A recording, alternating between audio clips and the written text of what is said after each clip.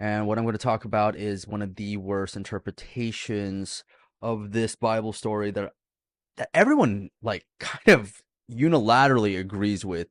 But if you actually look at the context, and even like Bible scholars, when they look at it, they're like, no, this is completely wrong. It's the story of the widow and the rich man. I mean, if you know the story goes this rich man gives like a whole bunch, and then this poor widow gives like two copper pennies. And Jesus is like, you gotta give like that woman gave, because she gave from her heart. She gave all that she had. And he like commends her. And that's one way like the pastor like kind of guilt trips you into like giving even the smallest amounts of money that you have, even though you're like completely broke. Well, that's not really what the story says if you look at the context. Context is key. Context, context, context, context. And if you've noticed, the Bible, like writers, the ones that split it up, kind of split it up in a way where it's kind of disingenuous to what the story is. The story is this: Jesus goes into Jerusalem, he flips over tables, and he's like, you have made my father's house into a den of robbers. He gets into a whole bunch of arguments with all the leaders on like, it's all about money. Then eventually he's like, look at like the verse right before he sees the widow. It's like he says that you take the best seats in the house, you get all the praise, and you also rob the house of the widows.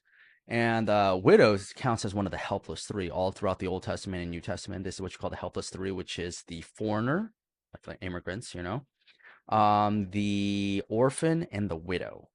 So you see that she is one of the helpless three. And what he does is he sits down and he immediately sees like a whole bunch of rich people. It's not one rich man, it's like a lot of rich people putting down money. And then he sees this widow giving all that she has. And he's like, oh my goodness gracious, you rob the house of the widows. And look, I see you robbing them right now. And right when he does that, he leaves. And then boom, he like the next verse happens. I mean, the next chapter happens. I don't know why they split it up like that, because it's still the same continuation of the story.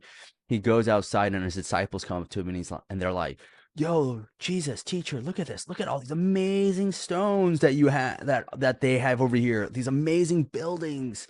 And Jesus says, "Not one stone is going to be left on top of another." You see that Jesus was not happy with it. It's not about giving all that you have. It's about, yo, you could take care of people here. This is why I don't believe in mega churches, honestly. Like mega churches should not be legal. I think they should be burned down the same way that Jesus said it best. In fact, Jerusalem did burn down in 70 AD. So I'm with that. Team Jesus.